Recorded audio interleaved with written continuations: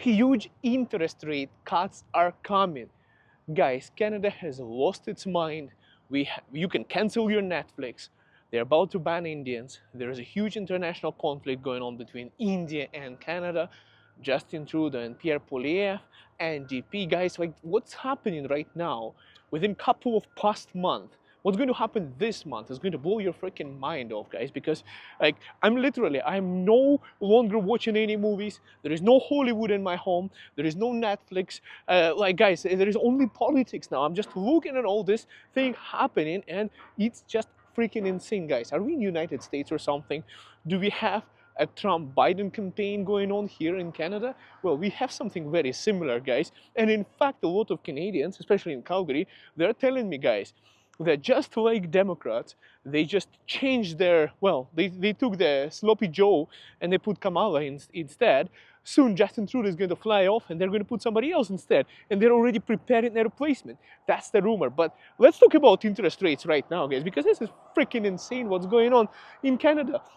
BMO, RBC, CABC, Scotia, NBC, guys, basically all the banks in Canada, representatives of those banks on different news articles, guys. And if you want, like, let me know. I'll leave a comment in the description of this video. I'll leave you all the links. You can go through all the news just to know that I'm not bullshitting you here, guys. It is happening. They are all predicting a rate cut.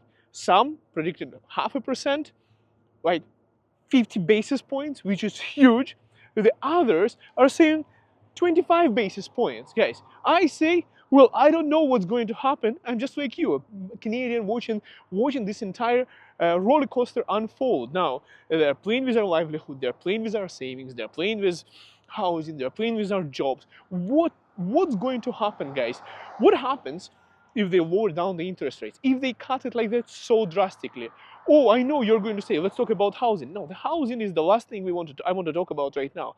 Well, first of all, guys, they're saying that we have our inflation in control. So inflation is low. Our currency is getting stronger.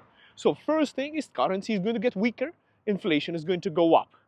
Is it a bad thing? Let me know in the comments down below. As somebody who studied economics, it's actually a good thing for economy. Now, it sucks if your inflation is higher than your savings account or your GIC or your stock market. So it sucks for that matter for you. You know, if you are not making enough percentage and inflation is higher, and let's say inflation is 4%, but you're making like 1.5%, then it sucks because you're literally not even protecting your money from inflation. You're literally losing money to inflation. And a lot of banks in Canada, they take advantage of people like you and me. You know, you go with this bank attendants, they're always, oh, find out for this, find out for that. You know, they're acting like they are in your best interest, but in reality, everyone wants to screw us over. You know, they want to get their commission done. They want to get paid for the product they signed you up for, because they probably get more percentage and benefit out of it without having any money in addition to their income, more than you do. So, yes, long story short, yeah, the currency is going to get weaker if they do cut down the interest rates. But also, we need some liquidity in the economy. So we need the money, we need the purchasing power. So the purchasing power goes up. Guys, a lot of people I'm talking to, look at this.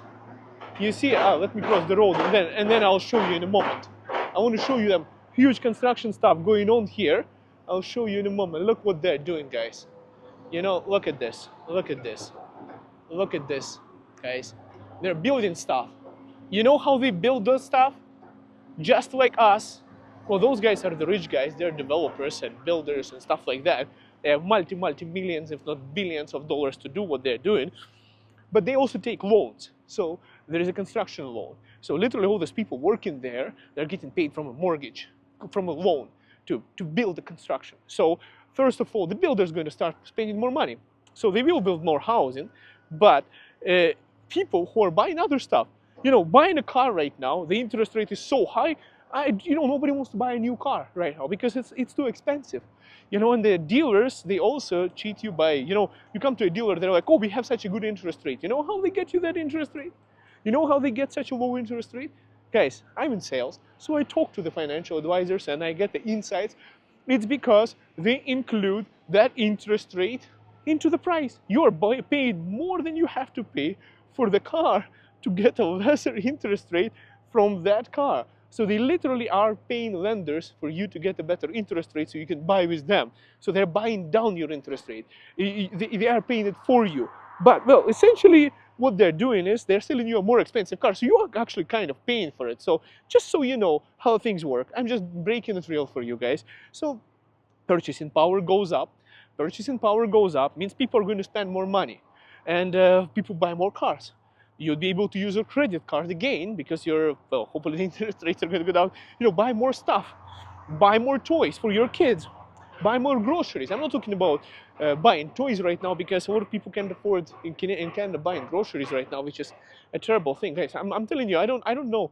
You guys, sometimes I'm thinking, is it inflation or I started to eat more? Like, I go into a grocery store, pick up 2 items, and I have $130 bill each time I come out. I don't know, guys. Sometimes I'm blaming myself, but having a cabbage and rotisserie chicken from Walmart, I don't think that's a good way to live. If that's like to save money like that, because I could technically survive by eating just rotisserie chicken and a freaking grass every day, but I don't know how long it's going to last like that. That's the only cheapest option, or from Costco chicken, let's say, guys, Costco hot dogs. But anyways, so people be able to spend more money, which is supposed to boost the economy. People who are making those hot dogs, let's say, there will be more jobs for them. If there is more jobs for them, so that's where the interest rates, they impact the jobs. So another situation that it tells me that we are pretty screwed on the jobs market and they're trying to fix it. Okay, something big is coming and they're trying to prevent it. So one thing is people spend more money, therefore that will create more jobs. People would have a little bit more spending power, they'll be able to create more jobs. It means your savings are going to go down because the dollar value, Canadian dollar value, is going to go down. You're not going to be able to make as much money, basically, because the inflation is going to go up, and mortgages are going to be more affordable, which is a good part for that, guys, because, for example, if you were to take a mortgage, there is such thing as debt consolidation. So what basically it is that if you have a house, a part of it is paid off, and it's actually a smart idea to use that debt consolidation. Contact my wife, she's a mortgage broker with DLC Creators Mortgage. Link is below. Reach out to her, she'll explain it more to you. But basically, this is how it works, guys. You take your credit cards, which are ridiculously high interest rates, your lines of credit, unsecured ones, which are ridiculously high. Let's say you are hundreds of thousands of dollars in debt.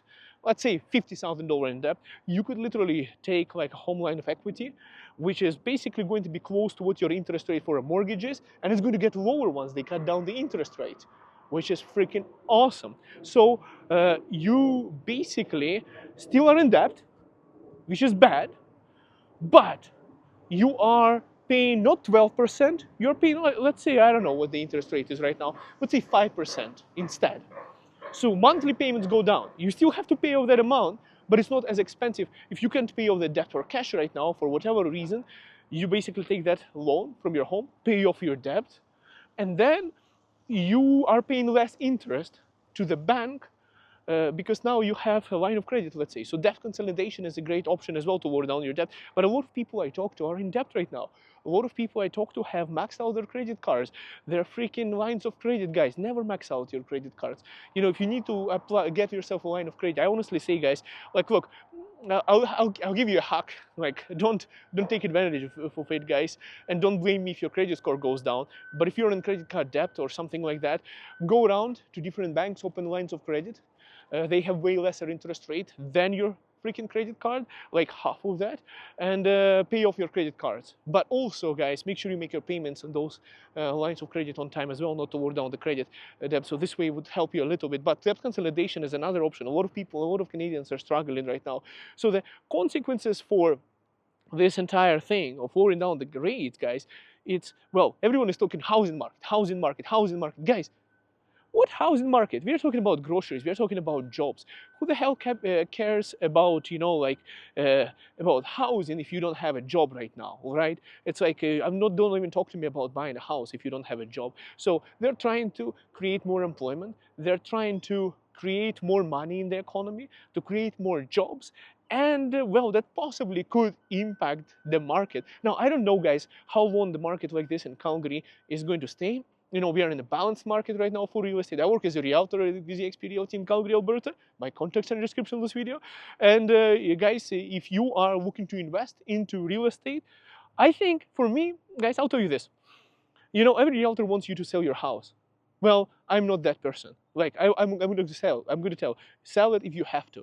I see housing as an opportunity because, look, it's the cheapest money you can take to buy something. You could literally leverage a minimal down payment to buy a property. If it has a basement suite, let's say, that you can rent out, that is going to pay your interest payments, you could literally leverage just minimum down payment. Guys, you can get the insane return on your money as an investor as well. You can literally have your tenants pay off your property over the time. So a lot of people are looking at it the wrong way. Oh, I purchased a home $500,000. But guys, did you see that ridiculous freaking house in Calgary that I published on Instagram and on TikTok? You know what? I published this video on YouTube as well. Have you seen, guys, that house that has like 13 freaking bedrooms in Calgary and 1,100 square feet, 7 bedrooms in a basement, and only 2 bathrooms? Yes, it was just sold in the northeast of Calgary, guys. I'll make a video. I made a video. I'll publish another one on YouTube right after this video. So, so you're going to be blown the hell out of proportion when you see that. That's how people are trying to monetize it. I don't say to go to that extent because this is freaking ridiculous, guys. Don't join the club of Northeast Calgary, guys. By the way, I like to make fun of Indian community because my wife is Indian, but I also love making fun of Ukrainian community because I'm also Ukrainian.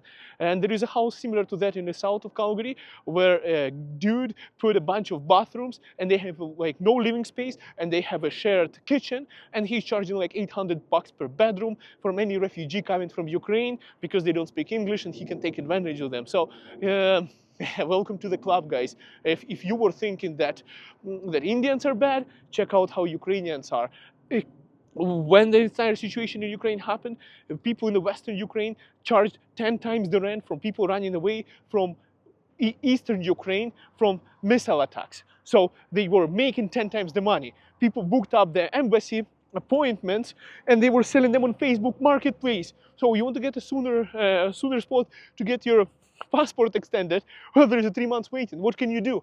And there is this situation going on. Your life is in danger, so you better pay up. So guys, I'm coming from a really bad country with a really poor cultural norms and people who, instead of helping, take freaking advantage of other people within the same country. So guys, I don't think that things that I'm telling you, I don't think that Indians would do that to their own people if they were in the same kind of situation what Ukrainians did. And if I'm wrong, let me know in the comments down below, guys, because I was pretty pissed off about and ashamed about that situation, guys. Anyways, back to the topic. I see it as a leverage. That's how I use it for myself as well. You have a house. I was just talking to one of my clients. We purchased a couple of properties with him. Each of them has a rental basement suite. He's like, I spoke to him. He's like, Igor, I'm not planning to sell. And I'm like, I'm not telling you to sell it. I'm telling you to keep it. Real estate is a retirement fund. Do you trust the Canadian government? Guys, I'm looking at this entire thing. Foreign intervention into Canadian politics. Fake elections. Where members of parliament are basically paid by China. We don't know who they are, but they're talking about it right now. It's freaking ridiculous. Where we have corruption going into members of parliament, MPs, and it looks like there's somebody from Liberal Party, from Conservatives. This is a secret information they're talking about in the news now, and it's a freaking, guys, insane. So would you trust that kind of government with your savings? Do you think your Canada pension plan is going to save you when you retire? Do you really think that, a bank attendant that is there to just make their own commission from opening an account, give a damn about your savings? You are the one who has to give a damn about your own savings, take care of yourself, and invest your own money wherever you think. And if you don't take care of yourself, guys, it's pretty bad. I just attended recently basically a place where a bunch of senior guys are in line for affordable housing. And I'm telling you guys, the waiting time is like 2 to 4 years right now in Calgary, Alberta, and it sucks. When you're alone, you're old, you don't have enough savings, and you're waiting for the next old person to die so you can take his spot. And you're just sitting there and waiting and slowly falling apart because you're not in the health and you're unable to take care of yourself and you're relying on a system. So do not rely on the system. Take care of yourself, invest into your own future, spend money for your own education, invest wisely, work with the right people, and you know, basically invest into yourself, educate yourself, know what's working better for you, and use the leverage. Leverage is a minimum down payment that is, let's say, generating you maybe 1% on that $500,000 that you invested in a year, and actually your down payment was $25,000. So you're making, let's say, 50,000 on 25, right? 1%? No, I'm absolutely wrong right now, guys. I'm absolutely wrong. It's $5,000. So you're making $5,000 on 25,000, which is freaking solid return on investment that you'll never get in a bank. But what people think, their math is wrong. They count $500,000. Anyways, I'm just telling you guys what I know. The power is leverage and knowledge, and oh, I'm canceling my Netflix. I'm just freaking blown away on what is happening in Canadian politics. It's insane. Just like I'm spitting already. My saliva is flying out of my mouth. It's crazy, guys. What a day, what a time. I never expected that in a northern country, second largest country in the world, that has more, like, we have oil. We can be richer than Dubai, guys. We can literally go after anybody else. Like, and we are pushing our stupid agendas, stupid taxes, stupid ideas, where we are one of the wealthiest nations, with a member of NATO, member of many alliances and stuff, and we are not taking advantage of our resources, of our opportunities to grow. And you know, like, we literally have to invest all of this stuff. Anyways, that's a rattle for a separate video. But rates are coming. What do you think is going to happen? And holy crap, guys, what is happening with our government and our politics? Looking forward to read your comments, and stay safe and protect your investment. See you in next video. Bye for now.